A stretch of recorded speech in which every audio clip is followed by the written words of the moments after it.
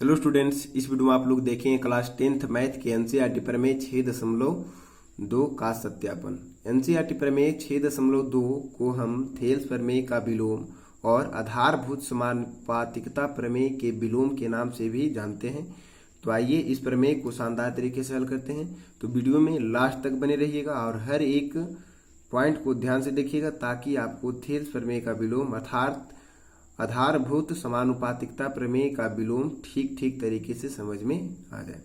तो थेल्स प्रमेय का विलोम में कहता है, यदि एक रेखा किसी त्रिभुज की दो भुजाओं को एक ही अनुपात में विभाजित करे तो वह तीसरी भुजा के समानांतर होती है। तो जैसा कि प्रमेय में कहा जा रहा है, यदि एक रेखा किसी त्रिभुज की, तो हमने एक त्रिभुज लिए हैं, इसको हम नामांकित कर देते हैं ए बी सी, और जो हम समानांतर रेखा खींचा है, समानांतर नहीं सॉरी, यदि एक रेखा किसी त्रिभुज की दो भुजाओं को एक ही अनुपात में बांटे तो ई जो रेखा है, ठीक है, हम इसको नामांकित कर देते हैं ए बी सी डी, इसे नामांकित कर दिए, ठीक है। तो ये जो भुजा है डी, जो भुजा है, ये त्रिभुज की दो भुजाओं को मतलब ए बी और ए सी को एक ही अनुपात में विभाजित करे तो वह तीसरी भुजा के समानांतर होगी। मतलब ये भुजा जो है ए बी और ए सी को जब एक अनुपात में विभाजित करेगा तो ये बी सी भुजा के समानांतर हो जाएगी। तो आइए जो हमें प्रमेय में सबसे पहले दिया है उसको हम लिखते हैं। आपको लिखना है कि जो दिया हुआ उसको मान के लिखते हैं। माना एक त्रिभुज ए बी सी में भुजा ए बी, ठीक है, भुजा ए बी तथा ए सी, ए बी तथा ए सी रेखा, भुजा ए बी तथा ए सी को रेखा डीई, ए बी तथा ए सी को रेखा डीई इस प्रकार प्रतिच्छेदित करती है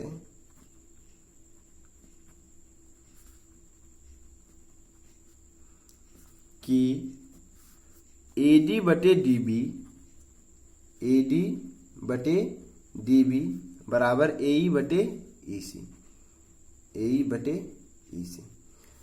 तो ये जो है हमारा थेल्स प्रमेय का विलोम है। और थेल्स प्रमेय जो हम इसके पहले के एक वीडियो में बनाए हैं उसको हल करके बताए हैं। तो थेल्स प्रमेय में हमको क्या दिया हुआ था कि BC भुजा जो है डी भुजा के समानांतर है, ये हमको पहले से दिया हुआ था, है ना। लेकिन उसमें हमको सिद्ध ये करना था AD बटे DB बराबर AE बटा EC। लेकिन थेल्स प्रमेय का विलोम जस्ट थेल्स प्रमेय से उल्टा है। और इसमें क्या है कि हमें AD बटा DB मतलब भुजाओं का अनुपात जो है बराबर है वो दिया हुआ है, और भुजा जो खींचा गया है, जो इनकी दो भुजाओं को दो बराबर अनुपात में बांट रहा है, तो वो जो है तीसरी भुजा के समानांतर होगी। ये हमें सिद्ध करना है। तो आइए सिद्ध करना है, जो लिखते हैं सिद्ध करना है। क्या सिद्ध करना है कि इसमें कह रहा है, फिर से वह प्रमेय को पढ़ेंगे जरा। यदि एक रेखा किसी त्रिभुज की दो भुजाओं को एक ही अनुपात में विभाजित करे, तो एक अनुपात में विभाजित कर रहा है, ध्यान दीजिएगा, तो वह तीसरी भुजा के समानांतर होती है। मतलब BC भुजा के समानांतर हो जाएगी DE भुजा, अर्थात DE समानांतर BC। ये हमको क्या करना है, सत्यापित करना है। तो आइए इसमें भी हम थेल्स प्रमेय के जैसा ही एक रचना करते हैं। तो रचना में हमें क्या करना है कि जिस प्रकार हमने थेल्स प्रमेय में किए थे कि D भुजा से AC पे लंब डाले थे, D बिंदु से AC भुजा पे लंब डाले थे, और E बिंदु से AB भुजा पे लंब डाले थे, इस प्रकार कुछ। और BE भुजा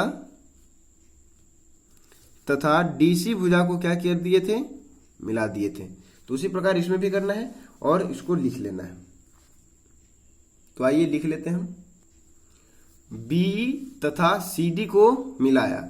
अब इसको हम नामांकित कर देते हैं, इसको n दे देते हैं, इसको m से नामांकित कर देते हैं इस बिंदु को।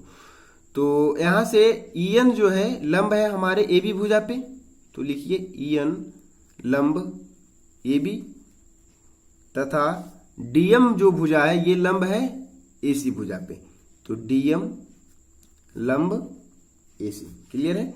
अब आ जाइए प्रमाण पे। प्रमाण में जिस प्रकार हमने थेल्स प्रमेय में किए थे वही प्रोसेस इसमें करना, सिर्फ लास्ट में थोड़ा सा आपका इसमें चेंजिंग होगा और वहां से आपका ये अपना दिशा बदल लेगा और उल्टा प्रमेय सिद्ध हो जाएगा। ठीक है।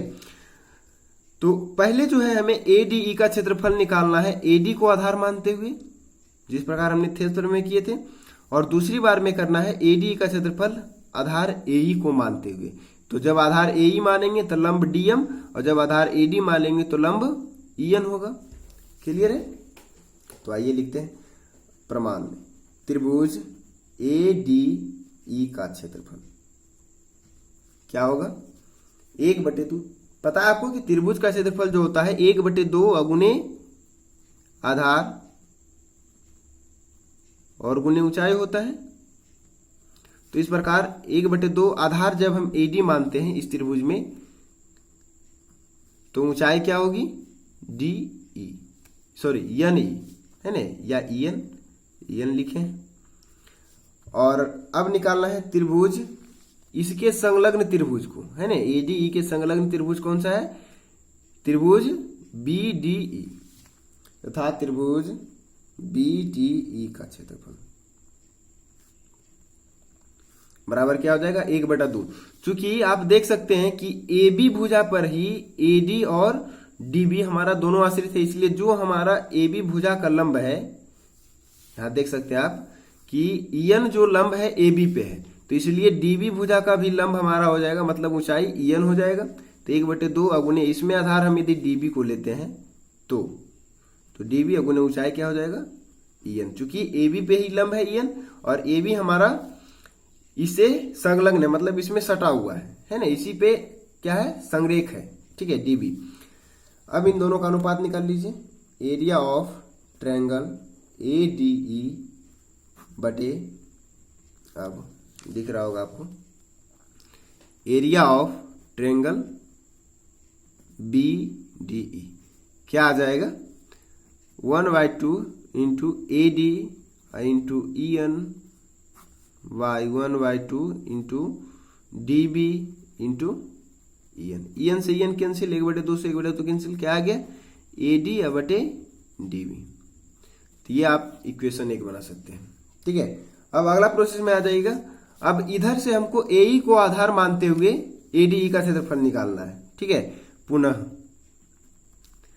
त्रिभुज एडीई का क्षेत्रफल, ठीक है, बराबर क्या आएगा, 1/2 गुने आधार हम एई माने हैं, तो ऊंचाई हमारा क्या हो जाएगा, डीएम। और उसी प्रकार इससे संलग्न त्रिभुज, मतलब इधर को आधार माने हैं तो इसी को आधार लेते हुए इस त्रिभुज का क्षेत्रफल निकालना, मतलब सीईडी या डीईसी जो भी लिखिए, त्रिभुज सीईडी का क्षेत्रफल। तो इसमें जो हमारा आधार होगा ईसी होगा, और चूंकि एसी रेखा जो है इसी पे संरेख है ईसी, तो जो हमारा एसी का लंब है वही ईसी का लंब होगा। ठीक है। और जो एसी का लंब था वही एई का भी लंब होगा। क्लियर है। तो 1/2 अगुने आधार इसमें ईसी लिया जा रहा है, तो ऊंचाई क्या हो जाएगा, डीएम। अब इन दोनों का अनुपात निकालना है। अब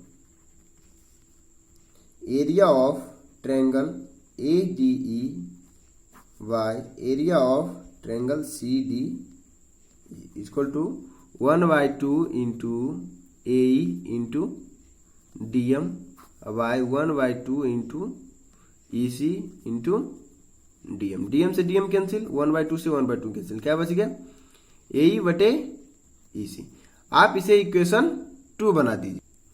और अब आप देख सकते हैं कि हमें पहले समीकरण में जो आया है त्रिभुज एडीई का क्षेत्रफल बटे त्रिभुज बीडीई का क्षेत्रफल बराबर एडी बटे डीबी, और दूसरे में है त्रिभुज एडी का क्षेत्रफल बटे त्रिभुज सीडी का क्षेत्रफल बराबर एई बटे ईसी आया है। ठीक है। और हमें जो है त्रिभुज में, मतलब प्रमेय में पहले से दिया हुआ है कि यदि एक रेखा किसी त्रिभुज की 2 भुजाओं को एक ही अनुपात में विभाजित करे, एक रेखा किसी त्रिभुज की 2 भुजाओं को एक ही अनुपात में विभाजित करे, है ना। तो इस प्रकार विभाजित कर रहा है इसमें त्रिभुज जो हम बनाए हैं ए बी सी में, तो डी इस प्रकार विभाजित कर रहा है कि एडी बटे डीबी बराबर एई बटे ईसी।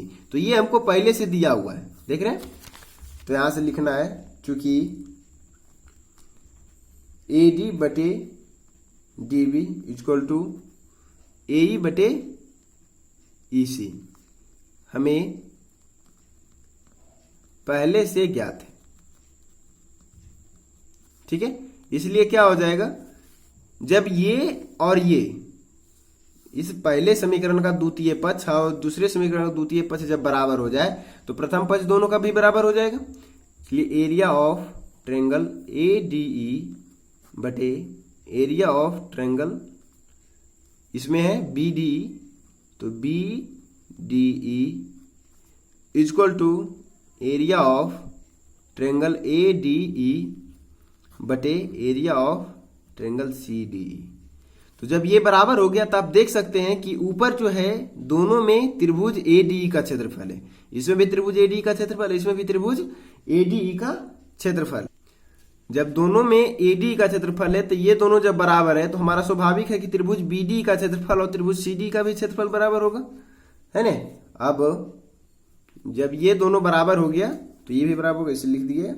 इसलिए area of triangle BDE equal to area of triangle CD. Clear है। जब ये दोनों बराबर हो गया तो यहां से आप देख सकते हैं एक कथन हम लिखते हैं, उसको ध्यान से समझिएगा। चूंकि त्रिभुज बीडीई तथा त्रिभुज सीडीई एक ही आधार डीई पर और डीई के एक ही ओर स्थित है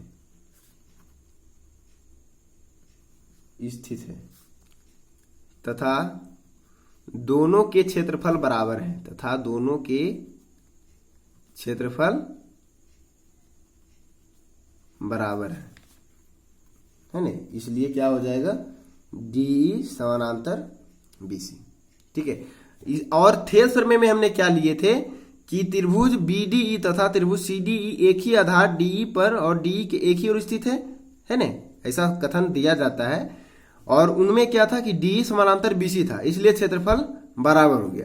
और जब क्षेत्रफल बराबर हो गया तो भुजाएं क्या हो गई, अनुपातिक हो गई, है ना। और इसमें हमें ये पहले से दिया हुआ था और यहाँ क्षेत्रफल बराबर है, तो जब क्षेत्रफल बराबर है इन दोनों त्रिभुज का, इसका, ठीक है, इसका और इसका, ठीक, ये क्षेत्रफल और इसका क्षेत्रफल, दोनों का जब क्षेत्रफल बराबर है और एक ही समानांतर रेखाओं के मध्य एक ही आधार पे क्या है, स्थित है, इसलिए ये दोनों समानांतर रेखा नहीं, इनके भुजाएं क्या है, जब दोनों का क्षेत्रफल बराबर है और एक ही आधार डी पर स्थित है तो ये दोनों रेखा जो है क्या हो जाएगी, समानांतर हो जाएगी, अर्थात डी समानांतर बीसी हम कह सकते हैं, ठीक है। तो ये था आपका थेल्स प्रमेय का विलोम।